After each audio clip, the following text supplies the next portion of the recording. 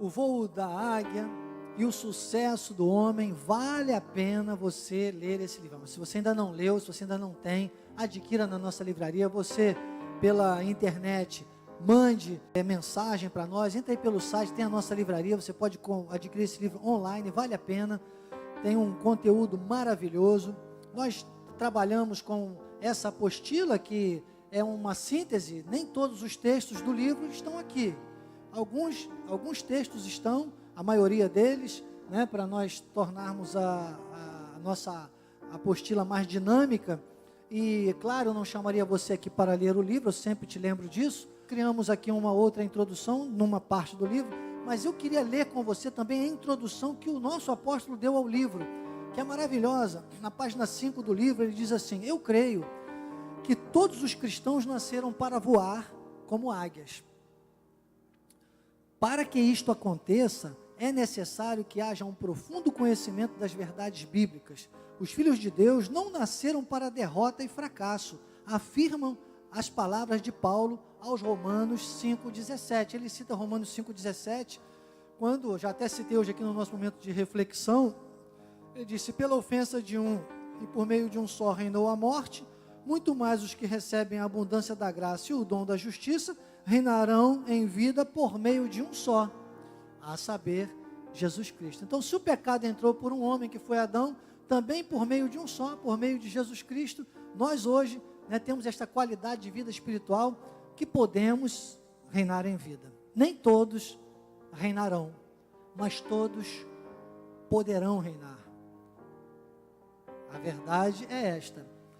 Eu entendo que algumas pessoas não vão conseguir se adaptar à graça de Deus, não têm o mesmo ouvido que o Amilcar, e às vezes vão preferir, né, uns rudimentozinhos aqui, uma justificaçãozinha, porque a lei, ela foi trazida à vida do homem.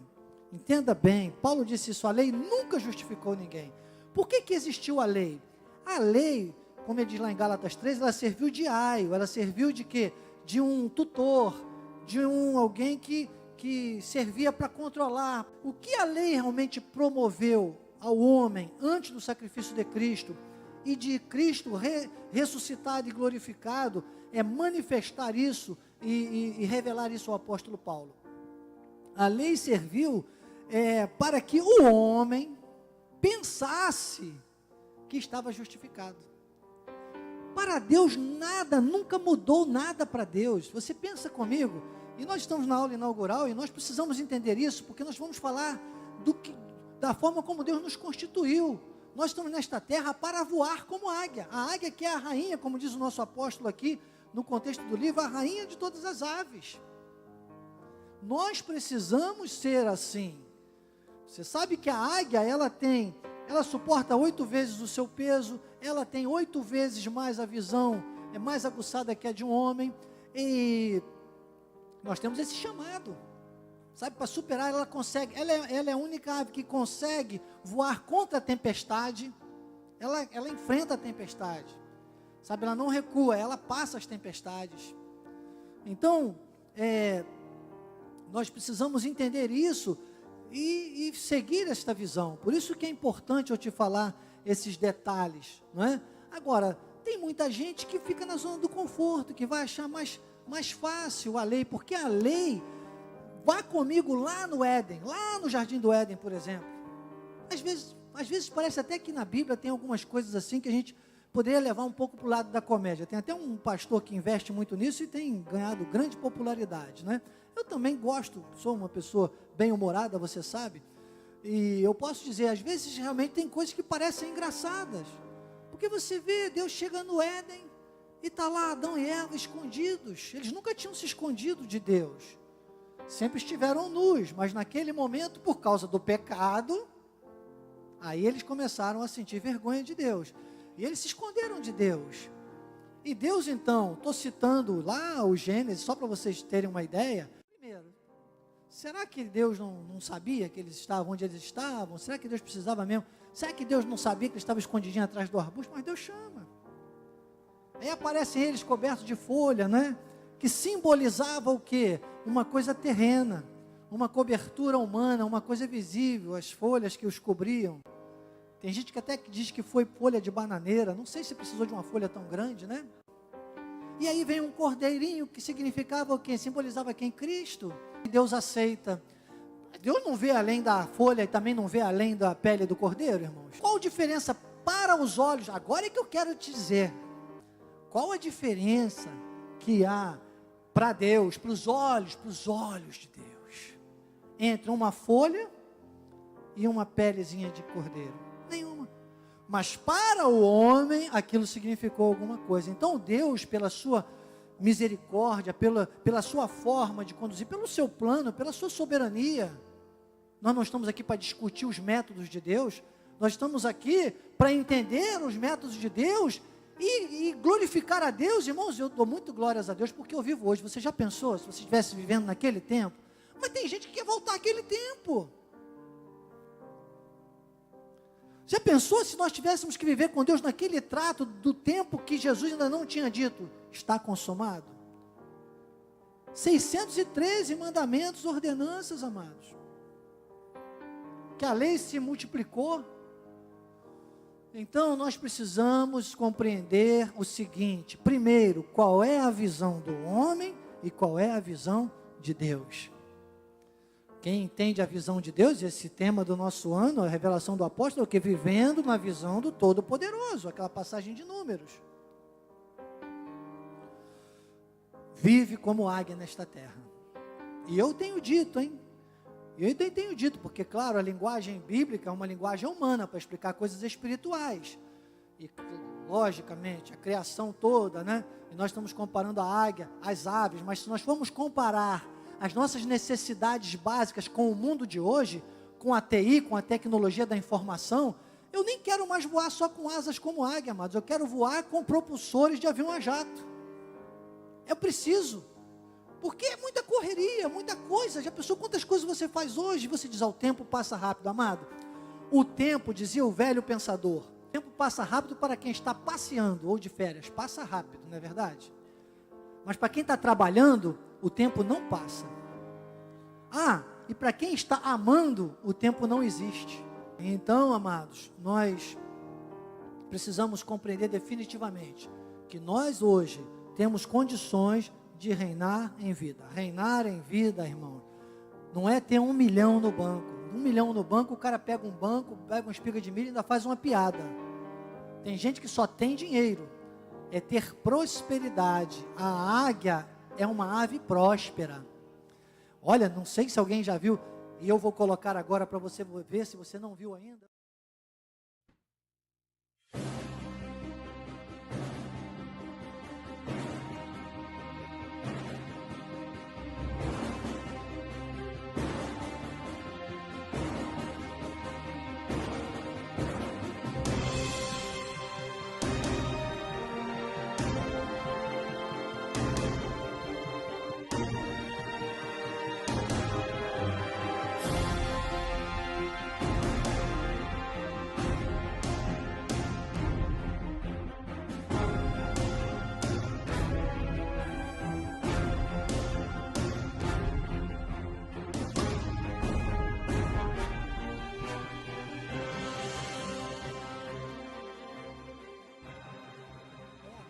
Inclusive, eu usei esse vídeo também na nossa reciclagem ministerial, que eu faço com os líderes e com as ovelhas interativas toda sexta-feira, direto da minha casa, por isso que no final tinha um tema.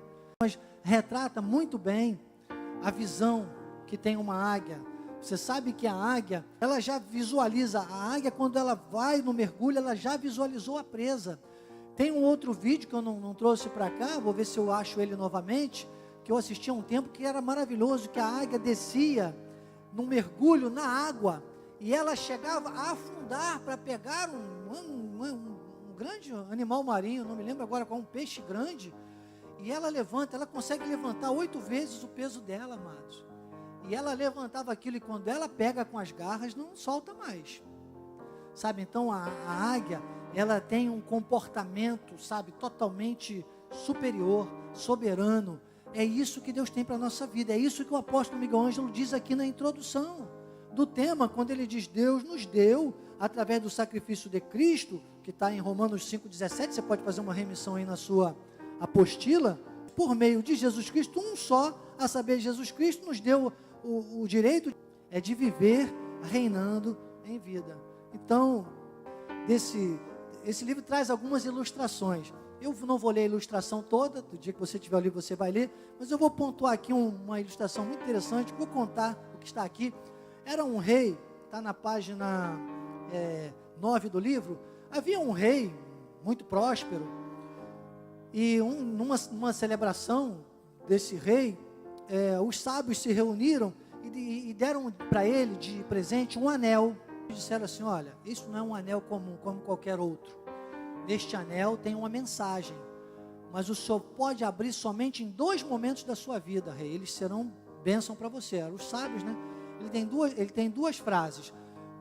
Tem 2 papéis escritos lá. Um deles, quando você tiver o seu momento mais feliz, mais triste da sua vida, mais desafiador da sua vida, você vai abrir o anel e você vai conseguir ver esta frase. E depois, no outro momento mais feliz da sua vida, você também vai poder abrir o anel e vai ver esta frase. Está aqui nessa primeira ilustração. Esse livro traz algumas ilustrações muito bonitas. E aí disse que o rei, vou aqui pular um pouquinho, alguns dias se passaram, sem que ninguém esperasse, houve uma invasão no reino. Soldados inimigos tentaram matar o rei teve que fugir, ficar escondido. E aí ele lembrou do anel. Então ele pegou o anel e olhou aquela frase, né? Olha, aqui o apóstolo dramatiza, coloca, né, as situações que o rei estava enfrentando, que eu não vou dizer aqui que não dá tempo, você deve ler o livro. Disse que o rei, então, ficou muito triste, muito apavorado, e lembrou do anel, e abriu, e viu que na frase do anel dizia assim: isto vai passar. E aquilo foi um consolo para o rei, porque ele pensou: poxa, isso vai passar, eu tenho que reagir, eu tenho que superar, eu tenho que avançar, espera aí, eu é que sou o rei, isso vai passar. E passou, o rei superou aquela situação. Passados muitos anos, ou algum tempo, deixa eu ver aqui, o rei vivendo novamente, né, um momento diferente agora, né, depois que venceu essas batalhas todas, o rei deu um grande banquete para comemorar a grande vitória alcançada. E aquele era o dia mais feliz da vida desse rei depois. E aí ele lembrou novamente do anel durante a festa. E aí ele abriu aquele anel e veio a outra frase dos sábios, que dizia o seguinte: isso também vai passar. O rei sorriu e entendeu que os seus sábios, usados por Deus, queriam lhe ensinar. A lição fora simples, mas de muita sapiência. Os instantes de aflições passam, mas os momentos de tremenda alegria também passam. O importante é encontrar equilíbrio que só Deus pode nos dar, pois assim entenderemos que tanto numa situação quanto noutra, o Senhor Jesus está no controle. E que tudo é uma questão, que aí eu emendo aqui completando, tudo é uma questão da nossa postura diante das situações, sejam elas de lutas, sejam elas de vitórias. Nós temos que entender que Deus está no controle, temos que ver com a visão do Todo-Poderoso e temos que dizer: Senhor, isso tem que cooperar para o teu bem. Mas nós precisamos estar atrelado aos propósitos divinos. É uma síntese que eu falei aqui para você de Romanos 8, 28. Que eu tenho dito nas últimas aulas, quando eu falei dos 4 mundos, eu disse: não se enganem, cuidado com Romanos 8, 28. Tem muito crente aí vivendo da zona de conforto e usando Romanos 8, 28 como desculpa. Todas as coisas cooperam para o bem daqueles que amam a Deus e que são chamados segundo o seu propósito. Então, nós precisamos entender o propósito de Deus nessa terra, na nossa vida, e precisamos viver nesses propósitos de Deus. E isso vai nos fazer voar com asas como águias. Agora, se a pessoa nem entende que, por exemplo, não é propósito de Deus hoje mais, que ninguém fique querendo pagar o preço, irmão, desculpe, isso é ingratidão. Isso é como alguém que chega para você para te dar um presente, você diz: não, peraí, que isso foi muito caro, peraí, eu quero pagar, deixa eu te ajudar, deixa eu pagar. Isso é falta de educação, amados. Isso pode se traduzir em 3 coisas: ou é falta de educação, ou é hipocrisia, sabe, ou é ingratidão. Então não pode, porque, e cuidado, isso às vezes se traduz num sentimento de grande soberba. O homem é tão soberbo, às vezes, na sua condição de existência humana, que ele não se conforma que Jesus já tenha pago o preço total. Ele diz, não, peraí, mas eu quero, sabe, eu preciso. Às vezes não acredita, é como se eu chegasse aqui nessa parede e dissesse, peraí, mas será que essa parede é mesmo de tijolo? Será que sua construção está firme mesmo? Me dá aqui uma picareta, deixa eu raspar aqui, deixa eu dar uma britadeira, eu quero saber se isso aqui foi bem construído, amado. É desacreditar naquilo que Deus já fez. Achar que tem que ainda, não, eu preciso ainda fazer um jejum, eu preciso, sabe, não, tem que ser no monte, porque Jesus orava no monte. Jesus orava no monte, porque aquela região só tem monte, gente. Ele ia orar no vale, onde ele ia ser presa fácil, né? Ele pregava no monte, é no monte mesmo, porque no monte que a multidão se ajustava, a voz dele ia mais longe. Jesus não tinha megafone. Você está entendendo? Coisas espirituais com coisas espirituais, amados. E aí nunca voa um voo desse nível. Nunca voa. Está sempre um cristão raquítico, um cristão vivendo, sabe, do leitinho, da coisa que não dá sustância. Olha quanto alimento sólido você já recebeu aqui esta manhã. Você sabe que nós não começamos a escola de capacitação na mensagem. A mensagem é o fechamento. É o momento mais importante da nossa reunião.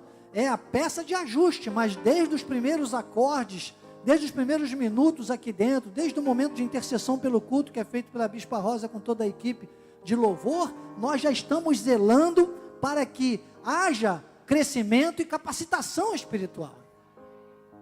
É o chamado deste culto. E o crescimento dói. Tem gente que nem aguenta, né? Tem gente que vem aqui pouquinho tempo, depois não aguenta mais. Tá bom. Dói. Dói, porque se a pessoa quiser insistir em ficar na carne, amado, não vai dar para ficar assistindo escola de capacitação e crescimento espiritual, porque é puxão de orelha o tempo todo. Minha orelha tem hora que queima aqui, você não tem noção, meu irmão. Para chegar, para você sentir a tua orelha puxando, se você olhar aqui, talvez você veja, eu estou com a orelha vermelha agora. É como se eu sentisse às vezes o anjo aqui puxando a minha orelha, dizendo, está pregando, escuta aí, faz isso. Bate dos dois lados, está pensando que eu sou espírito o tempo todo, irmão? Não. Eu nem sou espírita, né? Tem um cara que diz, eu sou espírita. Eu acho que os caras pensam que são espírito, viraram espírito o tempo todo. Sabem nada, ainda seguem o Evangelho segundo Allan Kardec. Desculpe, falei, né? Antigamente, quando não era ao vivo, eu rasgava mais o verbo aqui. Agora, eu, às vezes, procuro tomar mais cuidado, mas verdade é para ser dita, né? Evangelho segundo Allan Kardec, não entendeu nada. Leu lá que Nicodemos queria nascer de novo e achou que isso era reencarnação. Eu sei, eu conheço, irmão, não estou falando do que eu não conheço, não. Poderia ficar aqui horas explicando a vocês dessas situações. Mas o tempo não nos deixa e já estou começando a sentir que está na hora da gente ir para a confraternização. Temos muito trabalho a fazer ali atrás ainda, na nossa comunhão, né? Mas esta introdução hoje é que nós precisamos entender que nós temos um chamado e pronto. É sermos, nós somos, irmãos, desculpe, quase que poderia dar uma soberba, né? Nós somos o topo da cadeia alimentar nesta terra. Esta terra se traduz toda em uma cadeia alimentar, sabia? A existência, a conclusão. Então, se há uma cadeia alimentar da terra, diga, eu estou no topo dela. A águia está no topo da cadeia alimentar das aves. Você tem que viver deste jeito. Nós somos cristãos de renome, como eu gosto de dizer aqui. Porque crente tem muito, médico tem muito, advogado tem muito, policial tem muito, não é verdade? Mas de vez em quando aparece um que destaque, não é verdade? Não, porque este aqui, sabe, fez isso. Olha a piloto que agora recente, conseguiu aterrissar o avião com a turbina explodida. Morreu uma pessoa, mas poderiam ter morrido todos os passageiros. Esta mulher vai ser lembrada pelo resto da vida. Ela fez a diferença. Ela se tornou uma profissional de renome. Você tem que fazer a diferença. Você quer ser um cristão da graça de Deus? Pregue com o seu testemunho. Eu falava isso para o meu amigo ontem. Ele falou, uma coisa é certa que eu vou te falar. É mais, a lei, às vezes, nos dá mais um jogo de cintura aqui, um outro ali, conserta com jejum, com uma sexta-feira forte, né? Com um encontro das tochas, como tinha um dia que eu fui pregar, fazer um programa na rádio, muitos anos, era presbítero ainda, naquela rádio metropolitana, da meia-noite, aí tinha lá, antes de mim, teve um programa que falava, Encontro das Tochas, não era nem das Tochas, era Encontro das Tochas, né? E eu fiquei maravilhado com aquela revelação que Deus tinha dado para ele, sabe? Nem sei que Deus era aquele que dava uma revelação dessa, né? Você está entendendo? Tem que ser, irmãos, com a visão da graça, tem que ser com a visão do plano perfeito. Então, o nosso pensamento da apostila diz, ao conhecermos o que Deus tem para nós, bem como tudo o que Ele quer de nós, eu tirei de uma das partes do livro, podemos experimentar uma existência muito melhor. A conduta e o estilo de vida mudam. A perseverança e a resistência surgem quando temos conhecimentos certos a respeito de Deus e de nós mesmos. A forma de viver da águia nos mostra toda a grandeza de Deus. Podemos ver nesta perfeita analogia porque Deus fez referência à águia no seu trato conosco. E aí usamos Deuteronômio 32, 11 e 12, vamos finalizar. Você vê que na primeira aula, então, ficamos com a introdução, né? Com a introdução do livro, a introdução da apostila, ficamos com o vídeo maravilhoso que trouxemos. Vou ver se a cada culto eu consigo trazer um vídeo sobre águia para gente compartilhar aqui, que é lindo, maravilhoso. E finalizamos com o texto de Deuteronômio 32, 11 e 12, quando o Senhor diz, como a águia desperta a sua ninhada e voeja sobre os seus filhotes, estende as asas e, tomando-os, os leva sobre elas. Assim, só o Senhor o guiou, e não havia com ele, olha o Deus aí estranho, hein? Se Deus que anda fazendo de tudo, o ladrão que vem para roubar, matar e destruir, né? É o Deus deste século, o Deus deste mundo, que jaz no maligno, e tenta ofuscar a graça de Deus, mas contra o povo seleto que Deus separou para viver como águia nesta terra, amados. O Senhor Jesus disse, as portas do inferno não prevalecerão contra a minha igreja. Então há um plano perfeito para a revelação da graça de Deus, há um povo que vai ter que voar assim com asas como águia, vai ter que mostrar a este mundo que é crente de renome, para formar o vestido de noiva da igreja. E ele diz, não havia com eles Deus estranho, não há lugar, não há lugar. Eu dizia isso ontem para esse meu amigo, eu dizia, olha, não dá para pregar a graça de Deus só com o testemunho. Tudo gera em torno do nosso testemunho. Quer convencer o outro de que ele pode ser uma águia? Você pela internet, de que alguém pode voar como águia? Comece você a pensar nisso e a alçar voos altos, porque Deus nos quer como águias nesta terra. Assim seja, assim disse o Espírito da graça.